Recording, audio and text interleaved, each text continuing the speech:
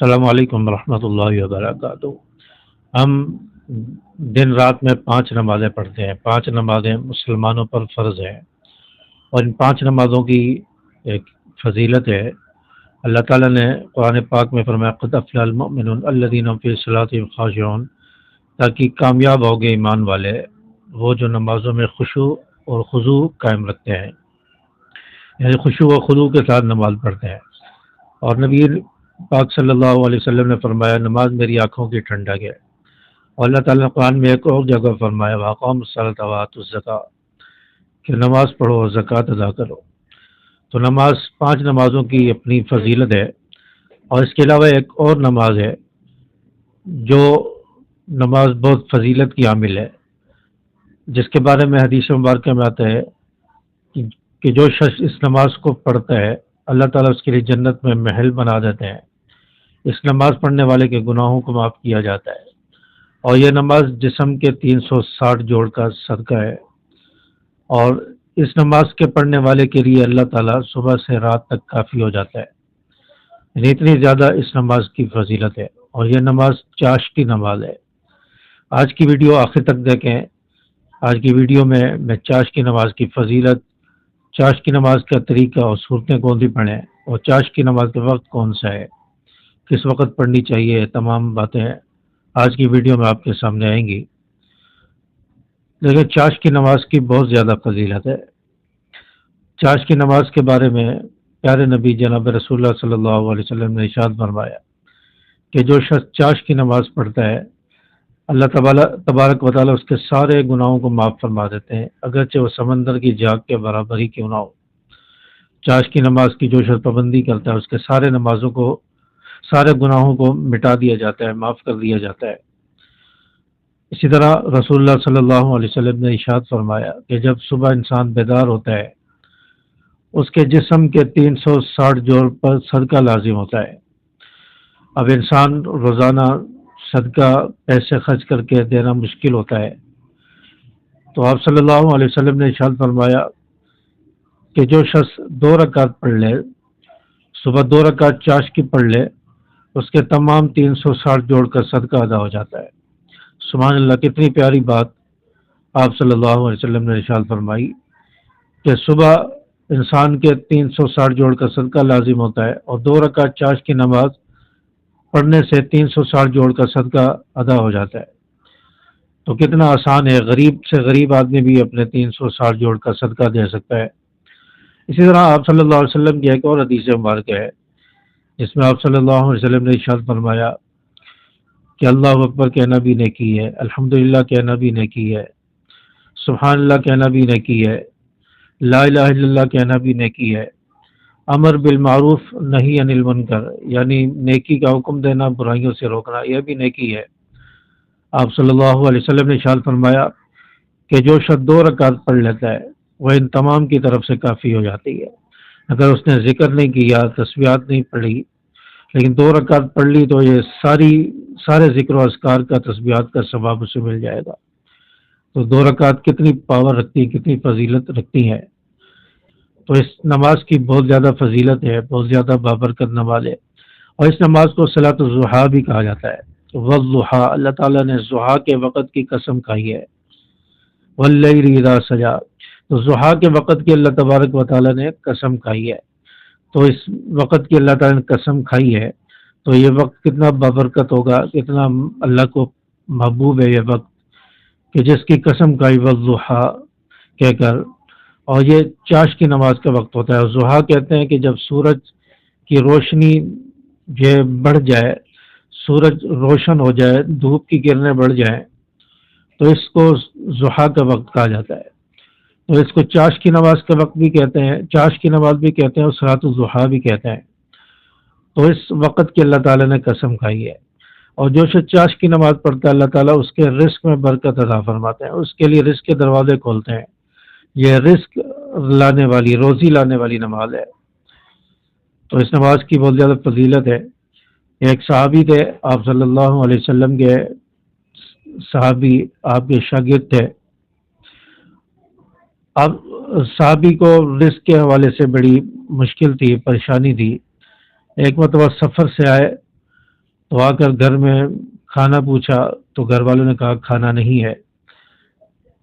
پھر یہ صحابی چلے گئے اور جا کر چاش کی نماز پڑھی، اور گھر میں آئے وائف سے پوچھا، بیگم سے پوچھا کہ کھانے کا انتظام ہوا یا نہیں۔ تو بیگم نے آگے سے کہا کہ کھانے کا انتظام ابھی تک نہیں ہوا۔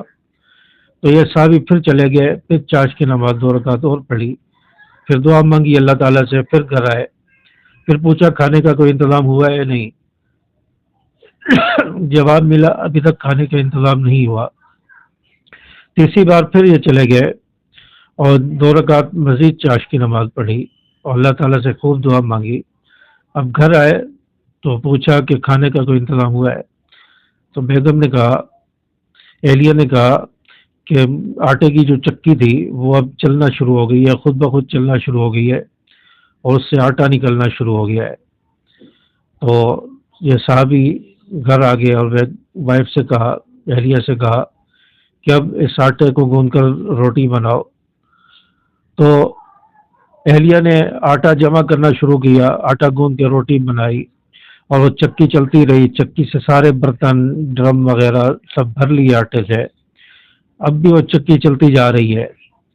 اب ان کو تجسس ہوا، صحابی نے دیکھا کہ یہ آٹا آ کہاں سے رہا ہے، چکی کیسے چل رہی ہے، اس کو دیکھے تو صحیح۔ تو جب چکی کے پارٹ ہٹا کے دیکھا تو کوئی گندم نہیں تھی، کوئی آٹا نہیں تھا اور چکی بھی رک گئی۔ یہ ماجرا جا کر رسول اللہ صلی اللہ علیہ وسلم کو بتایا اور کہا کہ یا رسول اللہ، اس طرح میں نے چاش کی نماز پڑھی اور چکی چلنا شروع ہوئی اور آٹا نکلنا شروع ہو گیا، تمام برتن ہم نے بھر لیے، پھر بھی چکی چلتی رہی۔ تو آپ صلی اللہ علیہ وسلم نے فرمایا کہ آپ نے چاش کی نماز پڑھی، اللہ تعالیٰ نے آپ کے لیے روٹی کا، آپ کے لیے آٹے کا انتظام کر دیا۔ اگر آپ چکی کا پارٹ ہٹا کے نہ دیکھتے تو یہ چکی چلتی چلی جاتی اور آٹا دیتی رہتی۔ تو اللہ تعالیٰ نے اس طرح ان صحابی کے لیے کھانے کا انتظام کیا، آٹے کا انتظام کیا۔ تو اللہ تبارک و تعالیٰ رزق کے دروازے کھولتا ہے، اللہ تعالیٰ غیب سے رزق کا انتظام فرماتا ہے جو یہ چاش کی نماز پڑھتا ہے۔ تو چاش کی نماز پڑھنے کا ضرور اہتمام کیا کریں۔ اگر آپ کو رزق کی پریشانی ہے یا کوئی اور دیگر معاملات ہیں، پریشانیاں ہیں، تو آپ چاش کی نماز کا ضرور اہتمام کریں۔ تو چاش کی نماز کا وقت صبح کے وقت ہوتا ہے، صبح سورج طلوع ہونے کے 15 سے 20 منٹ کے بعد آپ اشراق کی نماز پڑھیں گے۔ اشراق کی نماز 2 رکعت یا 4 رکعت پڑھ لیں، اور اشراق کی نماز کے تقریباً 20-25 منٹ بعد، آدھا گھنٹہ بعد، آپ چاش کی نماز پڑھیں گے۔ جب سورج بالکل طلوع ہو جائے، سورج سر پر آ جائے اور سورج کی روشنی وہ زمین پر پوری پڑنے لگے اور گرم محسوس ہو، سورج کی گرمی اور تپش محسوس ہو، تو یہ وقت چاش کی نماز کا وقت ہوتا ہے۔ یعنی فجر کی نماز ختم ہونے کے تقریباً پونا گھنٹہ بعد، 1 گھنٹہ بعد آپ چاش کی نماز پڑھیں گے۔ اور چاش کی نماز کا وقت یہ سورج کے زوال تک رہتا ہے، یعنی سورج کے زوال ہونے تک یہ وقت رہتا ہے۔ تو زوال کا وقت دوپہر 12 بجے، 12:15 بجے ہوتا ہے، تو آپ دوپہر 12 بجے تک چاش کی نماز پڑھ سکتے ہیں۔ یعنی فجر کی نماز کے ختم ہونے کے پونا گھنٹہ 1 گھنٹہ بعد سے لے کر آپ 12 بجے تک، دوپہر 12 بجے تک چاش کی نماز پڑھ سکتے ہیں۔ آپ آفس میں ہیں، آپ گھر میں ہیں، آپ کسی جگہ بھی ہیں، تو آپ 5-10 منٹ نکال کے آپ چاش کی نماز 2 رکعت یا 4 رکعت پڑھ سکتے ہیں۔ تو کم از کم 2 رکعت، زیادہ سے زیادہ 8 رکعت بھی ہے، 12 بھی پڑھ سکتے ہیں۔ تو اکثر 8 رکعت کا معمول آپ صلی اللہ علیہ وسلم کا رہا ہے، تو 8 رکعت بھی پڑھ سکتے ہیں، 2 رکعت، 4 رکعت بھی پڑھ سکتے ہیں۔ اس کے بعد آپ اللہ تعالیٰ سے خوب دعا مانگے، اور اس میں صورت وہی پڑھیں گے جو عام نمازوں میں پڑھتے ہیں۔ اب آخری صورتوں میں سے کوئی صورت پڑھ لیں، یا کوئی بڑی صورت آپ کو یاد ہے وہ پڑھ لیں۔ تو آپ کو جو قرآن پاک کے رکوع یاد ہیں، جو صورتیں یاد ہیں، آپ وہ پڑھ سکتے ہیں جیسے آپ دوسری نمازوں میں پڑھتے ہیں۔ تو چاش کی نماز کم از کم 2 رکعت، زیادہ سے زیادہ 8 رکعت یا 12 رکعت تک پڑھ سکتے ہیں۔ اور چاش کی نماز کے بعد آپ اللہ تعالیٰ سے خوب دعا مانگیں رزق میں برکت کے لیے، روزی کے لیے، کام کے لیے، جاب کے لیے، روزگار کے لیے اب اللہ تعالیٰ سے خوب دعا مانگیں۔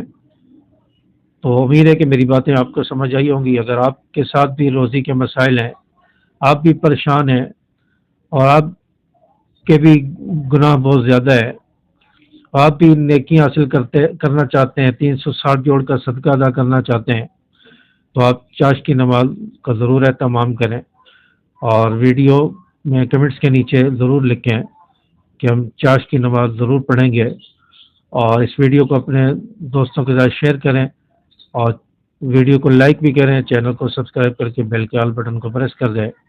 السلام علیکم ورحمۃ اللہ۔